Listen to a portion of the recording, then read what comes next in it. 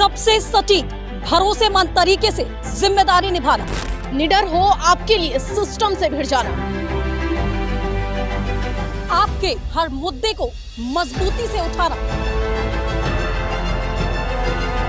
खबर को सिर्फ बताना नहीं उसकी तह तक जाना। जम्मू कश्मीर के बाद उत्तर प्रदेश, दिल्ली समेत तमाम सूबों की खबर अब आप देख सकेंगे। नमस्कार, स्वागत है आपका INA न्यूज के हिंदी बुलेटिन में और मैं आपके साथ सुष्मिता तिवारी। आइए शुरुआत।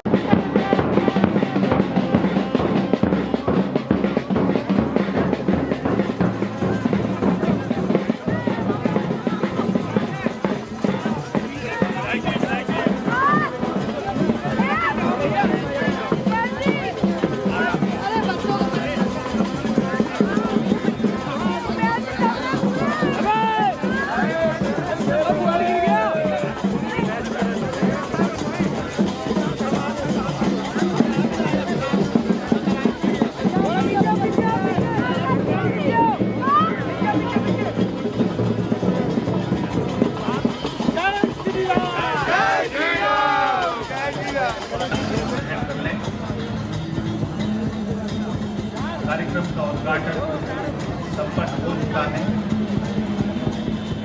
मंच की प्रस्तुतियों, यही हमारी संस्कृति, यही विरासत है।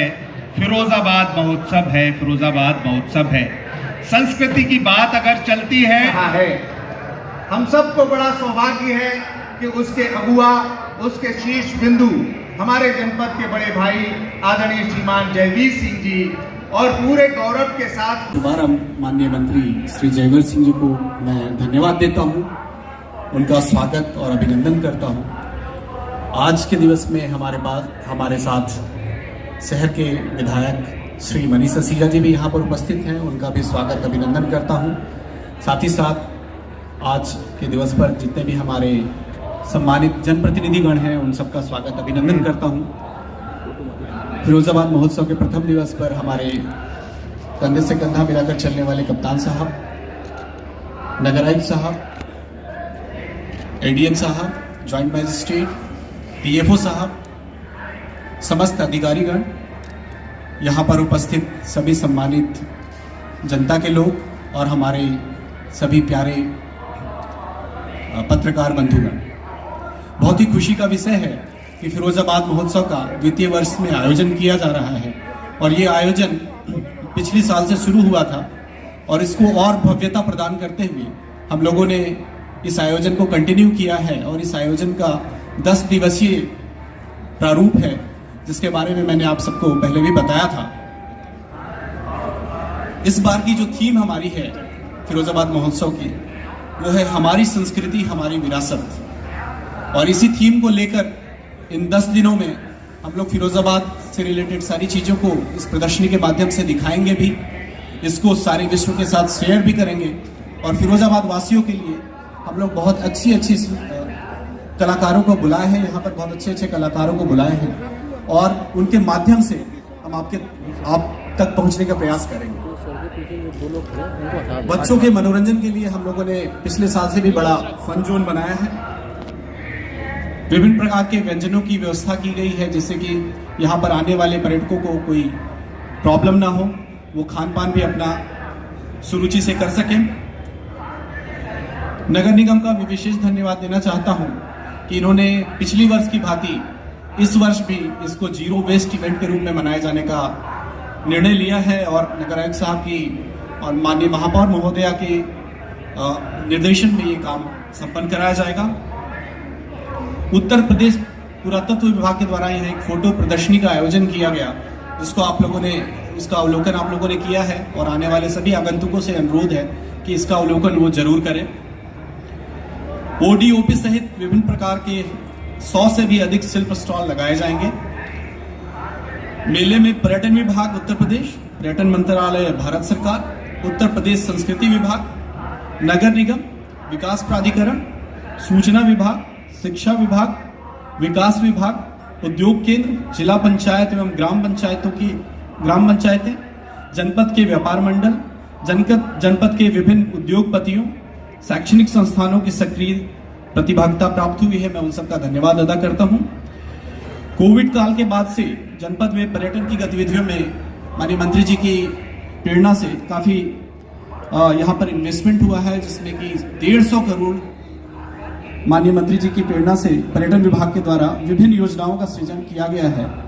इन योजनाओं में विभिन्न पर्यटन स्थलों पर पर्यटन सुविधाओं का सृजन, इको टूरिज्म के अंतर्गत रपड़ी क्षेत्र एवं रूरिया क्षेत्र का विकास, ग्लास म्यूजियम, ऑडिटोरियम का निर्माण, युवा पर्यटन क्लबों की स्थापना के माध्यम से छात्र छात्राओं तथा युवाओं में पर्यटन के प्रति अभिरुचि जागृत करने का प्रयास सरकार के द्वारा किया जा रहा है। प्रदेश भर के युवा पर्यटन क्लबों में से जनपद फिरोजाबाद के युवा पर्यटन क्लब आर्य गुरुकुल महाविद्यालय करहल रोड सिरसागंज फिरोजाबाद को प्रदेश में प्रथम स्थान प्राप्त हुआ है एवं पुरस्कार के रूप में राष्ट्रीय पर्यटन दिवस 25 जनवरी 2024 को धनराशि 1 लाख रुपए के रूप में इन्हें प्राप्त हुआ है। फिरोजाबाद महोत्सव में जो स्वरूप बनाया गया है वह देखने में बहुत ही भव्य एवं आकर्षक है। जनपद वासियों से अनुरोध है कि वो भारी से भारी संख्या में यहाँ पर आएं और इस महोत्सव का आनंद लें। ये 10 दिनों का कार्यक्रम हम लोग यहाँ पर करेंगे। आज से इसकी शुरुआत माननीय मंत्री जी के कर कमलों के द्वारा और माननीय विधायक जी की उपस्थिति में किया गया है। हम सभी सम्मानित जनप्रतिनिधियों से भी आग्रह करते हैं कि वो रोज ही इस कार्यक्रम में उपस्थित हुए और हम कार्यक्रम की शोभा बढ़ाएं। सभी अधिकारियों से, सभी हमारे यहाँ के फिरोजाबाद वासियों से अनुरोध है कि ज़्यादा से ज़्यादा संख्या में यहाँ पर आएँ और इस कार्यक्रम की शोभा बढ़ाएं। हमारे पुलिस विभाग के सभी अधिकारीगण, सभी कर्मचारीगण यहाँ पर उपस्थित हैं। मैं उन सबका धन्यवाद देना चाहता हूँ, मैं उन सबका स्वागत करना चाहता हूँ। सभी विभाग के लोग, शुरुआत अगर हम लोग करें प्रशासन से लेकर, स्वास्थ्य से लेकर, शिक्षा से लेकर, विभिन्न विभाग के लोग सबसे की बातें रखी गई हैं, उनको भी संज्ञान लेते हुए मैं उम्मीद करूंगा, अपेक्षा करूंगा कि हमारे जिलाधिकारी जी और जिला पर्यटन संस्कृति परिषद के जुड़े हुए सभी अधिकारीगण और इसमें प्रतिभाग या अपनी महत्वपूर्ण भूमिका निभाने वाले सभी अधिकारी और जनप्रतिनिधिगण इस पर संज्ञान लेकर के निश्चित रूप से इन महत्वपूर्ण सुझावों को इस कार्यक्रम से जोड़ने के लिए जरूर प्रयास करेंगे। जिले के विकास की यदि बात करें तो सबकी जिम्मेदारी है, सब लोगों का दायित्व है और खुशी की बात है कि हम सब लोग मिलकर के, चाहे माननीय विधायक जी हो, हम हों, सांसद जी हों, हमारे बैठे हुए अन्य सभी साथी हों, सब लोगों का मिलकर के प्रयास रहता है कि फिरोजाबाद एक उत्कृष्टता के साथ नई दिशा में, नई ऊंचाइयों में जाने का सपना पूरा कर सके। पूरे प्रदेश और देश में चाहे कांच के उद्योग के लिए इसकी प्रख्याति रही हो, उसको और निरंतरता आने के साथ साथ आधुनिकतम टेक्नोलॉजी का इस्तेमाल करते हुए आजकल जो नई तकनीक है जिसमें कम लागत में बेहतरीन प्रोडक्शन कैसे किए जा सकते हैं, उस पर भी हम लोग ध्यान देने का काम कर सकें और उसकी मार्केटिंग की व्यवस्था विश्व स्तरीय रूप से हमारे फिरोजाबाद को मिल सके। आलू के क्षेत्र में यहाँ का ख्याति है, आलू के क्षेत्र में किसानों की तमाम चीजें हैं।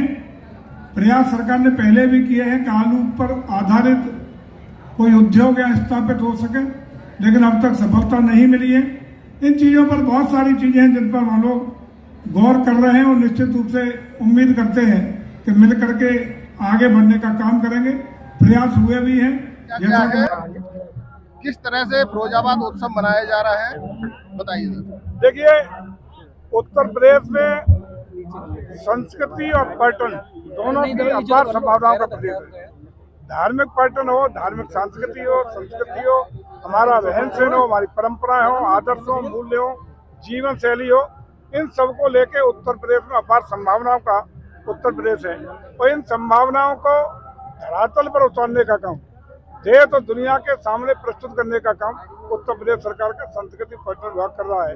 और इसी परिप्रेक्ष्य में उत्तर प्रदेश के सभी 75 जिलों में हम लोगों ने जिला पर्यटन और संस्कृति परिषद का गठन करके, जिसके अध्यक्ष हर जिले के जिलाधिकारी है, माननीय विधायक, माननीय सांसद, माननीय MLC, राज्यसभा के सांसद और अन्य तमाम डेवलपमेंट के जुड़े हुए अधिकारी उसके हिस्सेदार हैं।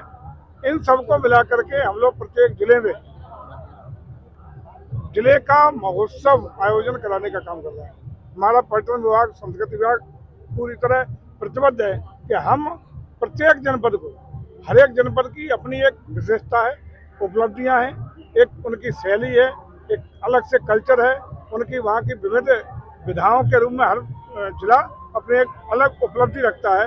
उन सबको देश और दुनिया के सामने प्रस्तुत करने हेतु ये आयोजन किए जा रहे हैं। और फिरोजाबाद चूँकि कांच के लिए पूरी दुनिया में विख्यात है, इसकी उपलब्धि, इसकी जानकारी, यहाँ के रहन सहन, यहाँ की कल्चर, यहाँ का उद्योग, यहाँ के लोगों के बारे में, लोगों के रहन सहन के बारे में, कल्चर के बारे में पूरी देश और दुनिया में पहचान हो सके, इसकी आइडेंटिफाइड और हो सके और बेहतरी के साथ फिरोजाबाद का प्रस्तुतिकरण हो सके, इसके लिए फिरोजाबाद महोत्सव का भव्य दिव्य तरीके से आयोजन हमारे सभी जनप्रतिनिधियों और प्रशासन के माध्यम से आयोजित करने का काम किया जा रहा है। और मैं समझता हूँ कि लगातार ये कार्यक्रम चलेगा जो ऊंचाइयों को छुएगा, लोगों का जुड़ाव होगा, बड़े बड़े कार्यक्रम यहाँ प्रस्तुत होंगे और लोगों की भागीदारी और आत्मभाव देखने को मिलेगा। महोत्सव देखने के लिए कोई शुल्क रखा गया है क्या?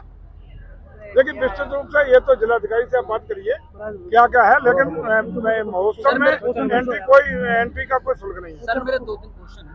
सर बिहार की राजनीति में इस समय बहुत ज्यादा उथल पुथल मची है। नीतीश जी एनडीए में शामिल हो रहे हैं और कांग्रेस कहती है कि इंडिया गठबंधन कमजोर हो रहा है, तो सर आप कैसे देखते हैं? देखिए, इस समय देश की जनता ने आदरणीय मोदी जी को तीसरी बार प्रचंड बहुमत के साथ देश की कमान सौंपने का निर्णय मन ले लिया है, मन बना लिया है।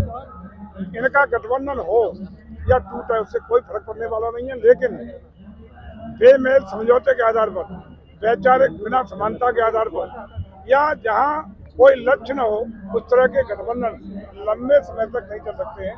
केवल नेगेटिविटी का गठबंधन है ये, जिसमें केवल नेगेटिविटी